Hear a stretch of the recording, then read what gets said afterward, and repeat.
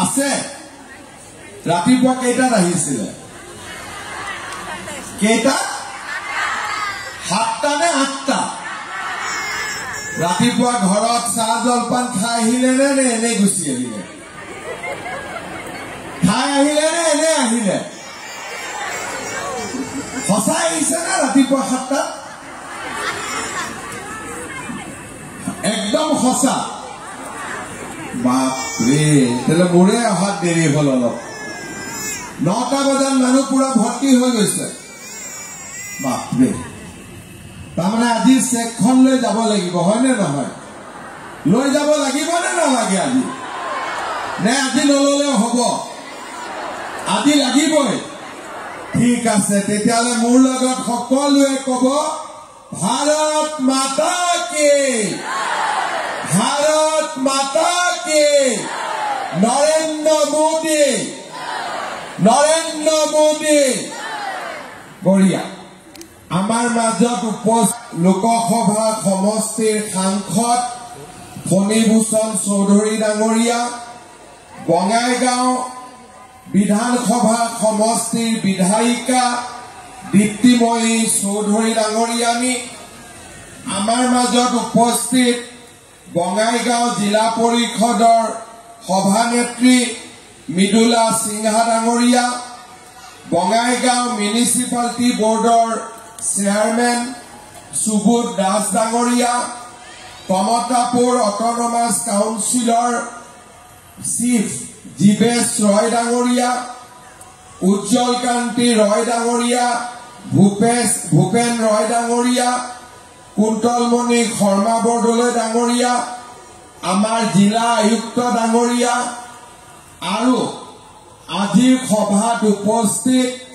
बंगाईगांव समष्टिर विभिन्न अंचলৰ পৰা অহা मोर आई मातृসকল आरु सम्माনৰ সুধীবৃন্দ बंगाईगांवत মই বহুত বাৰ আহিছো मुख्यमंत्री হোৱাৰ পিছত मैं बंगाईगांव जिलात 20 बारतকৈ বেছি আহিছো কিন্তু কেতিয়াও একেলগে ইমান মাক একেলগে কেতিয়াও দেখা নাছিলো আজি ইয়াতে 20,000তকৈ বেছি মহিলা আমাৰ ইয়াত উপস্থিত আছে সকলোকে মই নমস্কাৰ আৰু প্ৰণাম জনাইছো আমি শুনি আছিলো আৰু আমি आग्रहेरे बाक्साय आसिलो जे मुख्यमंत्रीर महिला उद्यमिता आसनी पुंजी आमी केतिया लाभ करिम मैं जेतिया कोनोबा गाँवলৈ जाओ आई मातृসকলক लग पाओ तेतिया मुक खुधे जे 10,000 टकाটো केतिया দিব आरो मैं सदाय कওঁ जे सेप्टेम्बरत दिम अक्टोबरत दिम नवेम्बरत दिम किछुमाने मनते भावे सदाय माहটো बदली থাকে दिबले निदिए आरो किछुमाने भावे जे নহয় आमी निश्चय टकाটো पाम मामाई কৈছে যেতিয়া আমাক टकाটো দিব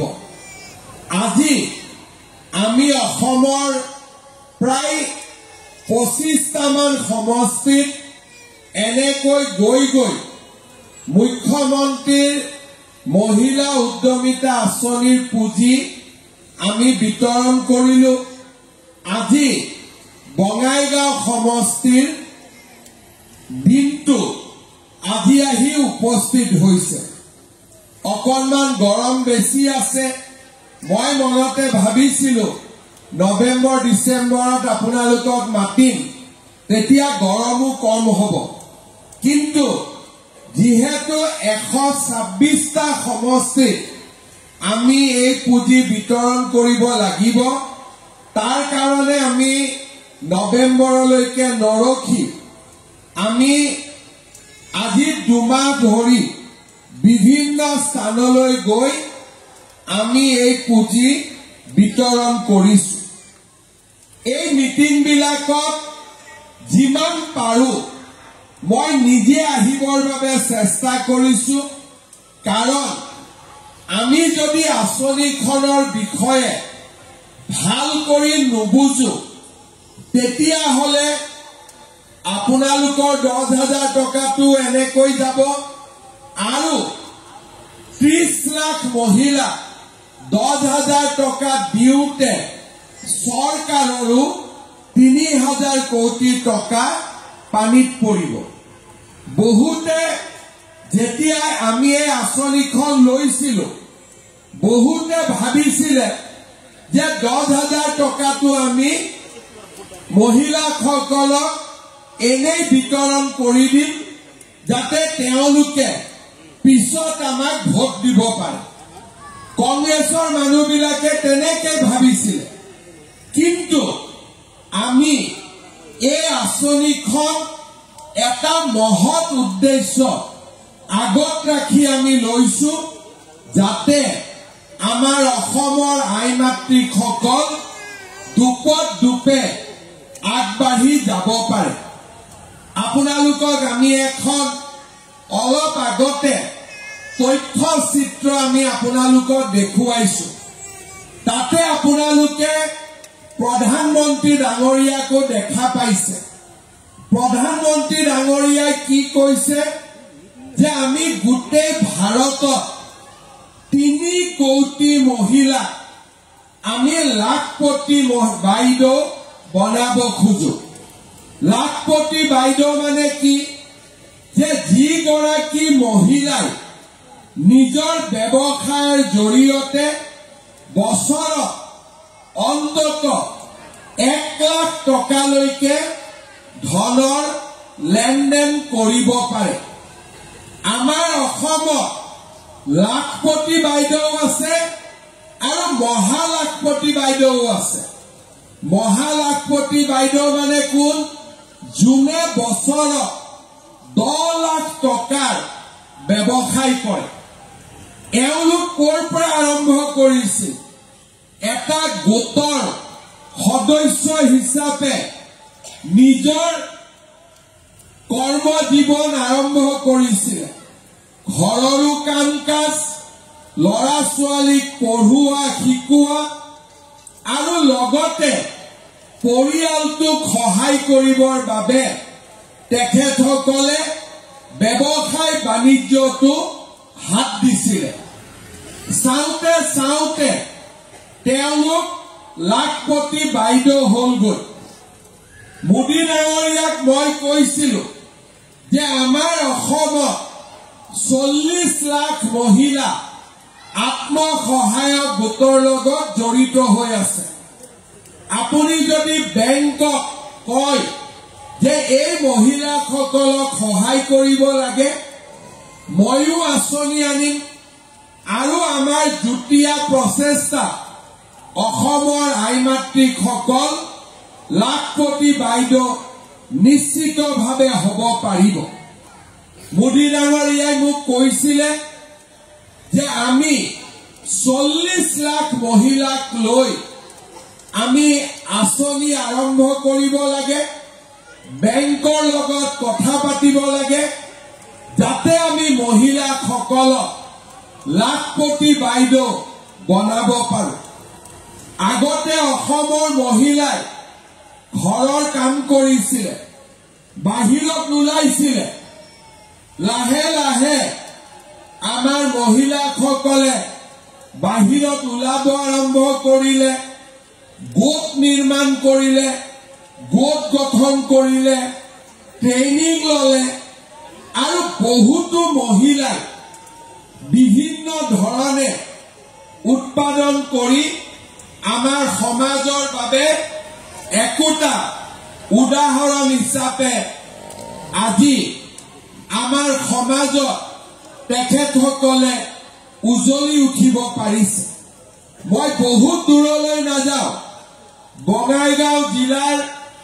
হিমানী বৰ্মন, তেখেত আগতে বঙাইগাঁও সমষ্টিত, এতিয়া চিৰাং জিলা। হিমানী বৰ্মন বাইদেৱে বিদ্যাপুৰ উন্নয়ন খণ্ডৰ ৰামকানু ভিঅ আৰু টুনিয়ামা CLFৰ অধীনত হনুমান আত্মসহায়ক গোটৰ সদস্য আছিল।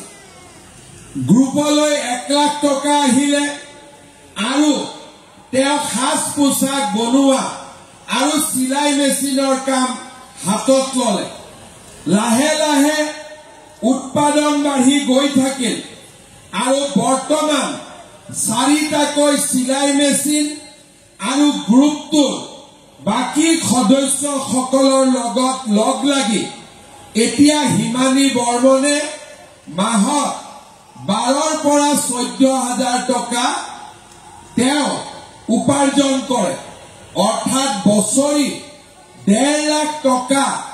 বাইদেৱে আদি উপাৰ্জন কৰিবলৈ সক্ষম হৈছে আমাৰ বঙাইগাঁও জিলাৰে জোনাকী ভিও আৰু বীৰজালা CLFৰ পাৰ্বতী আত্মসহায়ক গোটৰ কবিতা দৈমাৰী বাইদেউ আজি লাখপতি হ'ব পাৰিছে 2018ত সেলফ হেল্প গ্ৰুপত যোগদান কৰিছিল 80,000 টকা লোন লৈ আজি ব্যৱসায় কৰি বাইদেৱে বছৰি 1.13 লাখ অৰ্থাৎ 1,13,000 টকা বছৰি উপাৰ্জন কৰে এনেকুৱা উদাহৰণ গোটেই অসমত বহুত আছে বহুতো মহিলাই মই দুগৰাকীৰ নাম কৈছো কিন্তু আমাৰ অসমত লাখতকৈও বেছি মহিলা আছে যিসকলে বছৰত 1 লাখ টকাতকৈও বেছি উপাৰ্জন কৰিব পাৰিছে আৰু পৰিয়ালটোৰ পৰিচালনাত সহায় কৰিব পাৰিছে আজি আমি যিমানে গ্ৰুপৰ লগত জড়িত হৈছো বহল পৃথিৱীখনক আমি চিনি পাইছো লৰা ছোৱালীক পঢ়ুৱাব লাগে আমি বুজি পাইছো সামাজিক দায়িত্ববিলাক আমি অনুভৱ কৰিব পাৰিছো আৰু পৰিয়ালটো সমাজখন আৰু গাঁওখনক আগুৱাই লৈ যোৱা আমি এটা ডাঙৰ অৱদান আগবঢ়াব পাৰিছো আজি অসমৰ মহিলা শক্তি এক জাগ্ৰত প্ৰাণৱন্ত শক্তিলৈ ৰূপান্তৰ হৈছে এটা উৎপাদনমুখী প্ৰক্ৰিয়াৰ লগত নিজক জড়িত কৰিব পাৰিছে মহিলা আইমাতৃসকলক আগুৱাই লৈ যাবৰ বাবে আমি মুখ্যমন্ত্ৰীৰ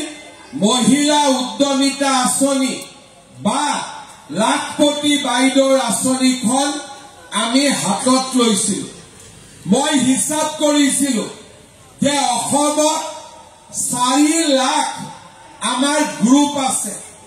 10 গৰাকীকৈ সদস্যক যদি আমি আঁচনিখনত লওঁ আমাৰ অসমত 40 লাখ মহিলা এই আঁচনিখনৰ লগত জড়িত হ'ব আৰু 40 লাখ মহিলা মই যদি প্ৰথম কিস্তি 10,000 টকা দিব লাগে মোক 4,000 কোটি টকাৰ প্ৰয়োজন হ'ব প্ৰথমতে মই ভাবিছিলো যে আমাৰ বহুত মহিলাই হয়তো এই আঁচনিখনৰ বাবে আবেদন নকৰিব মোৰ খৰচ অলপ কমিব কিন্তু অসমৰ 32 লাখ মহিলাই এই আঁচনিখনৰ বাবে আবেদন কৰিলে আৰু আজি 3,200 কোটি টকাৰে এই আঁচনিখন আমি হাতত লৈছো বাকি 8 লাখ মহিলাই কিয় আঁচনিখনত অংশগ্ৰহণ নকৰিলে কাৰণ কাৰোবাৰ ঘৰত 3টাতকৈ বেছি সন্তানৰ জন্ম হৈছিল আমি কৈছিলো যে যাৰ ঘৰত 3টাতকৈ বেছি বাচ্চা আছে তেওঁলোকে লৰা ছোৱালীকো যত্ন ল'ব লাগিব আঁচনিত লাগি থাকিলে লৰা ছোৱালী পঢ়া শুনা কৰোৱাব নোৱাৰিব সেই কাৰণে আমি নিয়ম কৰিছিলো যে 3টাকৈ সন্তান থাকিলে বা কিছুমান বিশেষ জনজাতিৰ ক্ষেত্ৰত 4টালৈকে থাকিলে আমি এই আঁচনিখনত সকলোকে আদৰি লওঁ। আজি বঙাইগাঁও প্ৰায় 20,000 মহিলা এই আঁচনিখনৰ জৰিয়তে উপকৃত হ'ব। আজি আমি এটা কথা মনত ৰাখিম যে আজি আমি এই আঁচনিখনৰ প্ৰথম পৰ্যায়ত আহি উপস্থিত হৈছো। এই আঁচনিখনৰ দ্বিতীয় পৰ্যায় আছে আৰু এই আঁচনিখনৰ তৃতীয় পৰ্যায়ো আছে। আজি মই আপোনালোকক 10,000 টকা দিম। লগে লগে আপোনালোকে কি কৰিব লাগিব? যোনে যেনেকে পাৰে এটা মোবাইল ফোন কিনি ল'ব লাগিব। কোনে কোনে মোবাইল ফোন কিনিব? কোনে নিকিনে? কেইগৰাকীমান বাইদেৱে মোবাইল ফোনত ভিডিঅ' ৰেকৰ্ডিং কৰি আছিলে, তেওঁলোকৰতো আছে। কিন্তু আপোনালোকৰ মোবাইল যাৰ যাৰ নাই মোবাইল এটা কিনিব নে নিকিনিব? যোনে যোনে নিকিনে হাত দাঙকচোন। বাপৰে, কোনেও নিকিনে। ঠিক আছে, তাৰ মানে আঁচনিখন আপোনালোকে বুজি পাইছে যে এই আঁচনিখন মোবাইল ফোন কিনা আঁচনি নহয়। এই আঁচনিখনেদি যদি আমি মোবাইল ফোন কিনো, আমি আঁচনিখনৰ পৰা ভৱিষ্যতে বাদ পৰি যাম। আমি এই আঁচনিখনত কেনেকৈ থাকিব পাৰিম? আজি আমি 10,000 টকা পালো। 3টা ধৰণে এই 10,000 টকা আমি খৰচ কৰিম। প্ৰথম 10,000 টকাটো লৈ আমি গ্ৰুপৰ একাউণ্টত দিলো। কিমান হল? 1 লাখ হল। 1 লাখ টকাৰে আমি সমূহীয়াভাৱে কিবা নহয় কিবা আমি কাম কৰিব পাৰিম। আৰু 1 লাখ টকা যদি আমাৰ একাউণ্টত দেখে, বেংকেও আমাক পৰৱৰ্তী পৰ্যায়ত ঋণ দিব। এইটো হল 1 নম্বৰ। 2 নম্বৰ, বোলে আমি বেংকত আমি গ্ৰুপত নিদিও, ভাল কথা। আমি যেহেতু নিজে চেক পাইছো, গ্ৰুপৰ নামত চেক অহা নাই, নিজৰ নামত আহিছে, গতিকে আমি এই টকাটো নিজে ব্যৱহাৰ কৰিম। গাহৰি পালন কৰিম, মুৰ্গী পালন কৰিম, ঘৰৰ সৰু দোকানখনত ব্যৱসায় বঢ়াম, পিঠা পনা কৰিম, গামোচা বনাম। আমি আমাৰ শালখন শক্তিশালী কৰিম বা চিলাই মেচিন কিনিম। আমি যি ধৰণে ভাবো এই 10,000 টকা আমি খৰচ কৰিম। তৃতীয়, যে মোৰ স্বামীৰ এটা ব্যৱসায় আছে, বঙাইগাঁৱত দোকান এখন আছে, নহলে মুৰ্গীৰ ব্যৱসায় কৰে, শাক চব্জিৰ ব্যৱসায় কৰে, বা মিস্ত্ৰীৰ কাম কৰে, বা কৰবাত টিউচন কৰে, যি কৰক, এই 10,000 টকাটো আমি স্বামীৰ ব্যৱসায়তো বিনিয়োগ কৰিব পাৰিম। কাৰণ ঘৰ এখন স্বামী আৰু পত্নী দুইটাৰ সহযোগিতাতে ঘৰ এখন নিৰ্মাণ হয়। তাৰ মানে মই আপোনালোকক 3টা ৰাস্তা দিলো। এটা, গ্ৰুপত দিয়ক। দ্বিতীয়, নিজে টকা কেইটা উৎপাদনমুখী কামত ব্যৱহাৰ কৰক। আৰু নহলে তৃতীয়, ঘৰৰ ব্যৱসায়ত আপোনালোকে টকাটো বিনিয়োগ কৰক। 6 মাহ 7 মাহ পিছত আমি আপোনালোকৰ ঘৰে ঘৰে যাম আৰু আমি আপোনালোকক সুধিম যে 10,000 টকাটো আপোনালোকে ক'ত খৰচ কৰিলে। যিসকল মহিলাই মূল কথা মানি 10,000 টকাটো ভাল কৰি ব্যৱহাৰ কৰে তেওঁলোকক দ্বিতীয় পৰ্যায়ত আমি 25,000 টকাকৈ আমি আগবঢ়াম কিমান কৰি দিম দ্বিতীয় পৰ্যায়ত কিমান কৰি দিম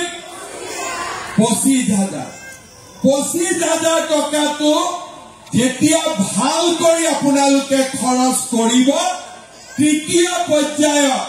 আমি আপোনালোকক 50,000 টকাকৈ আপোনালোকৰ একাউণ্টত আমি জমা দিম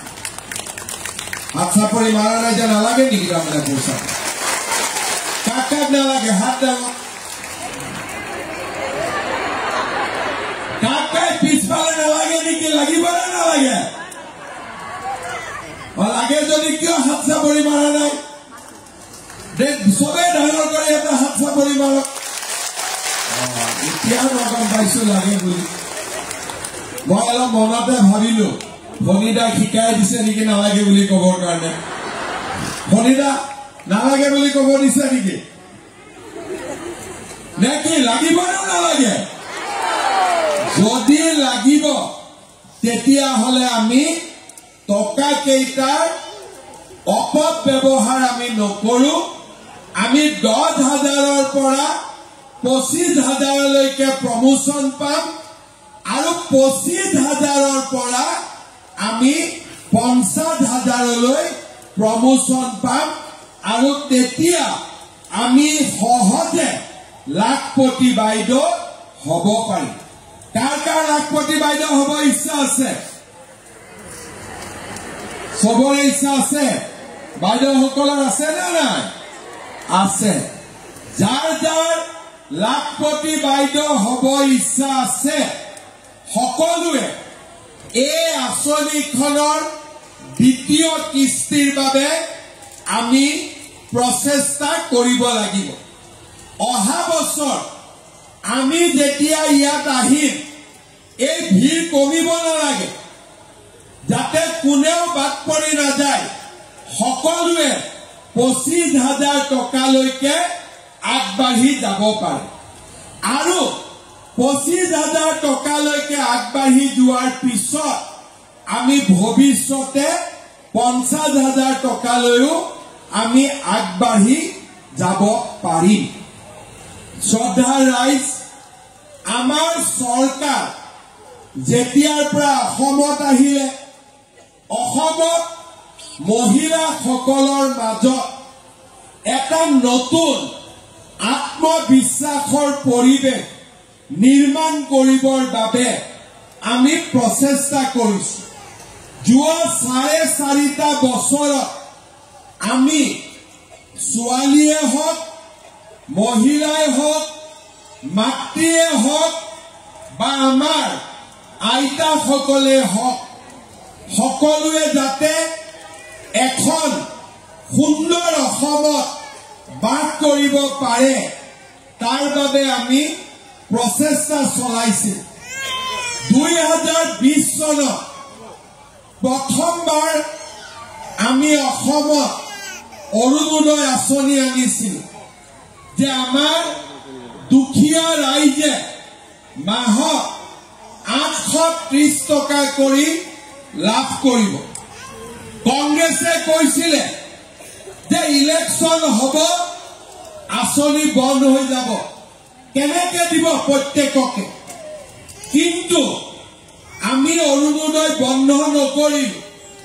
830 টকাৰ পৰা 1000 হ'ল 1000ৰ পৰা 1250 টকালৈকে ই আগবাঢ়ি গ'ল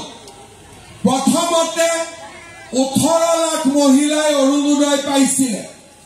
আজি 40 লাখ মহিলাই অৰুণোদয় আঁচনি লাভ কৰে 1250 টকা কৰি মাহত লাভ কৰে এইবাৰ আমি ঠিক কৰিছো যে অৰুণোদয় লগতে গেছৰ সিলিন্ডাৰ কিনিলে আমি অৰুণোদয় পৰিয়ালক 250 টকা কৰি বেংকত আমি আৰু সোমাই দিম তাৰ মানে আগত 1250 টকাৰ লগত এতিয়া আৰু 250 টকা যোগ হ'ল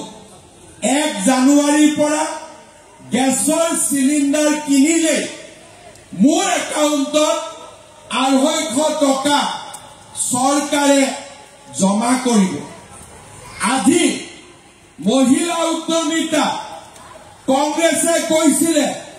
যে এইবিলাক এনে কৈছে কৰ পৰা দিব কি আজি অলপ পিছতে আপোনালোকে হাতত চেক পাব আপোনালোকে বুজি পাব যে আমাৰ চৰকাৰখনে যি কথা কয় তাক আখৰে আখৰে পালন কৰে আজি আমাৰ ছোৱালীসকলে আমাৰ ল'ৰা ছোৱালীয়ে স্কুলত যাবৰ কাৰণে চৰকাৰৰ পৰা এখন চাইকেল পায় কলেজত নামভৰ্তি বিনামূলীয়াকৈ হয় আৰু আমাৰ যদি কলেজ আৰু ইউনিভাৰ্চিটিত ছোৱালী পঢ়ে নিযুত মইনা আঁচনি আমি লাভ কৰো আৰু আজি আমাৰ সমাজত মহিলাসকলৰ বাবে পঞ্চায়ততে হওক চৰকাৰী চাকৰিতে হওক আজি আমি সংৰক্ষণৰ ব্যৱস্থা কৰাৰ কাৰণে আমাৰ মহিলা সমাজ দুপে আগবাঢ়ি গৈছে আজি আমি মহিলাৰ বিৰুদ্ধে অসমত আগতে যি ধৰণে অত্যাচাৰ হৈছিলে আজি আমি মহিলাসকলৰ বিৰুদ্ধে হোৱা প্ৰত্যেকটো অপৰাধ তদন্ত কৰাৰ কাৰণে অসমত মহিলাৰ ওপৰত যি অত্যাচাৰ সি আজি ক্ৰমাগতভাৱে কমি কমি গৈ আছে আগতে আমাৰ ছোৱালীসকলক 12 বছৰ 13 বছৰ বয়সত বিয়া কৰাই দিয়া হৈছিলে বিশেষকৈ আমাৰ নামনি অসমত আজি আমি ছোৱালীসকলে উপযুক্ত বয়স নহলে যাতে বিয়াত বহিব নোৱাৰে তাৰ কাৰণে আমি চাইল্ড মেৰেজৰ বিপক্ষেও গোচৰ কৰিছো হাজাৰ হাজাৰ মানুহক আমি শাস্তি দিছো এইবাৰ আমি আৰু এখন নতুন আইন আনিম যে কোনো মতা মানুহে এজনতকৈ বেছি ভৈনীয়েক ৰাখিব ঘৰত নোৱাৰে কোনো যাতে ৰাখিব নোৱাৰে 25 নৱেম্বৰত আমাৰ বিধানসভা বিল পাছ হ'ব কোনোবা মতা মানুহে যদি এজনতকৈ দ্বিতীয় বিয়া কৰায় 7 বছৰ জেলত থাকিব লাগিব ভাল হ'ব নে বেয়া হ'ব কেইগৰাকীমান বাইদেৱে অলপ ভাল পাইছে যে বাচিলো আৰু আজি মহিলাসকলৰ বাবে দৰকাৰী আমি সব কাম কৰিছো আৰু 25 নৱেম্বৰতে আমি আৰু এখন আইন আনিম যে আমাৰ যদি কোনোবা ছোৱালী সৰু বয়সতে কোনোবাই লাভ জেহাদ কৰি পলাই লৈ যায় বাপেকে মাকে সৈতে জেলত থাকিব লাগিব আজি আমি অসমত চাৰিওফালৰ পৰা আমাৰ মহিলাসকল যাতে সুৰক্ষিত থাকিব পাৰে অৰ্থনৈতিকভাৱে ৰাজনৈতিকভাৱে আৰু সামাজিকভাৱে আজি আমি তাৰ ব্যৱস্থা কৰিছো চাইল্ড মেৰেজ বন্ধ কৰিছো কিন্তু দেউতাক মাকৰ কষ্ট হ'ব দিয়া নাই পঢ়াৰ খৰচ আমি চৰকাৰে দিছো যাতে দেউতাক মাকে ভাবিব নালাগে যে ছোৱালীজনীক মই পঢ়াব নোৱাৰো ঘৰত বহাই ৰাখিব লাগিব আমি পঢ়াৰ ব্যৱস্থাও কৰি দিছো আজি অসমত আগতে কোনো চৰকাৰ নাছিলে যোনে অৰুণোদয় চিন্তা কৰিছিলে লাখপতি বাইদেউৰ চিন্তা কৰিছিলে নিযুত মইনা আঁচনিৰ কথা চিন্তা কৰিছিল কংগ্ৰেছৰ দিনত আপোনালোকৰ মনত আছে এটাই আঁচনি আছিলে ধুতি লুঙি আৰু শাৰী ইমানে লগত আঁঠুৱাখনো কেতিয়াবা দি দিছিলে আঁঠুৱা গোটই মহৰি কয় আৰু একো আঁচনি নাছিলে কিন্তু আজি অসমৰ মহিলাসকলে সন্মান পাইছে 10 তাৰিখে যেতিয়া 1250 টকা জমা হয় লৰাটোৰ টিউচনৰ খৰচ মাকে দিব পাৰিছে তাতকৈ আনন্দ এগৰাকী মাকৰ বাদে একোৱেই হ'ব নোৱাৰে আজি আমি আৰু আগবঢ়াই লৈ যাব খুজিছো অহা 7 তাৰিখৰ পৰা 7 নৱেম্বৰৰ পৰা আমি মোদী ডাঙৰীয়াই আমাক ৰেচনত চাউল দিয়ে 7 নৱেম্বৰৰ পৰা আমি আপোনালোকক চাউলৰ লগতে কম দামত দালিও দিম নিমখো দিম আৰু চেনিও দিম লাগিবনে নালাগে আপোনালোকক কাক নালাগে হাত দাঙকচোন কাক লাগে হাত দাঙক বঢ়িয়া তাৰ মানে অৰুণোদয় পালো লাখপতি বাইদেউ পালো বিনামূলীয়া চাউল পালো বেমাৰ হলে ট্ৰিটমেন্ট কৰিবৰ কাৰণে ৰেচন কাৰ্ড দেখুৱালে 5 লাখ টকাৰ আমি বিনামূলীয়া চিকিৎসা পালো কিষাণ আজি কৃষক সন্মান নিধি পালো আজি লাখপতি বাইদেউৰ আমি টকা পালো গেছৰ চিলিণ্ডাৰৰ কাৰণে 250 টকা পাম আৰু লগতে 7 নৱেম্বৰৰ পৰা দালি নিমখ আৰু চেনিও আমি কম দামত পোৱা আৰম্ভ কৰিম তাৰ মানে মহিলাসকলে ঘৰখন চলাবৰ কাৰণে এতিয়া কাৰো ওচৰত হাতখন পাতিব নালাগে এই কামখিনি কৰাৰ কাৰণে আজি মহিলাসকলৰ মাজত এটা আত্মবিশ্বাসৰ সৃষ্টি হৈছে আপোনালোকৰ কাৰ ঘৰত অৰুণোদয় পাইছে হাত দাঙকচোন কাৰ ঘৰত অৰুণোদয় আছে মোটামুটি সবৰ ঘৰতে অৰুণোদয় আছে ফেব্ৰুৱাৰী মাহত মই আপোনালোকক অৰুণোদয় আৰু এটা ডাঙৰ উপহাৰ দিব গৈ আছো কি দিম আজিয়ে নকওঁ ফেব্ৰুৱাৰীত আপোনালোকক মই দি আছো লাগিবনে নালাগে কাক নালাগে হাত দাঙক লাগিবনে নালাগিব পিছফালে লাগিব এইফালে লাগিবনে নালাগিব লাগিব এইফালে লাগিবনে নালাগিব এতিয়া আপোনালোকক মই আৰু এটা কথা কওঁ কেইদিনমান আগতে মই কলো যে আমি দালিও দিম নিমখো দিম চেনিও দিম লগতে গেছৰো আমি 250 টকা দিম আই মাতৃসকলক সুধিলো যে আৰু কি বাকি থাকিলে আই মাতৃসকলে কলে মিঠাতেল বাকি থাকিলে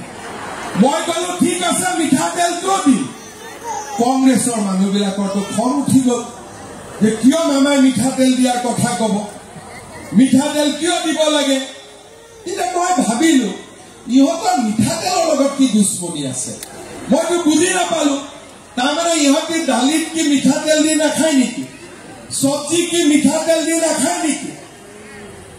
এওঁলোকে এটা কথা বুজি নাই পোৱা যে মিঠাতেলৰ মূল্য কিমান আমাৰ যেতিয়া ঘৰত মোৰ মনত আছে মই যেতিয়া সৰু আছিলো তেতিয়া আমাৰ মায়ে মিঠাতেল দি মালিচ কৰি আমাক ৰ'দত উলিয়াই থৈ দিয়ে দিয়ে নে নিদিয়ে কওক দিয়ে নে নিদিয়ে ঘৰত যদি কাৰোবাৰ বাচ্চাৰ জ্বৰ হয় আপোনালোকে তেল নহৰুৰ মালিচ দিয়ে নে নিদিয়ে কেইদিনমান আগতে মোৰে জ্বৰ উঠি আছিলে মোৰ মই ৱাইফক কলো জ্বৰ উঠি আছে তাই কলে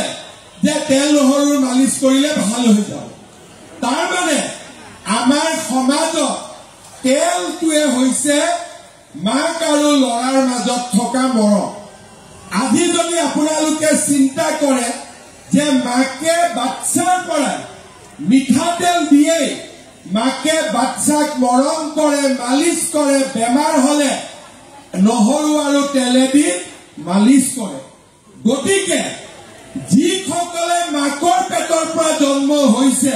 তেওঁলোকে মিঠাতেলৰ মূল্য বুজি পায়। মই কংগ্ৰেছ কেইটা সুধিলো, এই তহঁতি মাৰৰ পেটৰ পৰা জন্ম হৈছিলি নে কোনোবা মেচিনৰ পৰা জন্ম হৈছিলি? যদি মাৰৰ পেটৰ পৰা জন্ম হৈছিলি মিঠাতেলৰ মূল্যটো বুজি নাপাওঁ, তেতিয়া কৈছে দাদা বুজি পাইছো অলপ। তাৰ মানে আজি আমি যিয়ে কাম কৰি আছো তাৰ পিছত এটা উদ্দেশ্য আছে। লাখপতি বাইদেউ কিয় দিছো? যাতে আপোনালোকে লাখপতি বাইদেউ হ'ব পাৰে। অৰুণোদয় কিয় দিছো? ল'ৰা ছোৱালী অন্তত টিউচনৰ খৰচটো আপোনালোকে দিব পাৰে। মোদী মেমৰিয়াই চাউল কিয় দিছে? যে চাউলৰ কাৰণে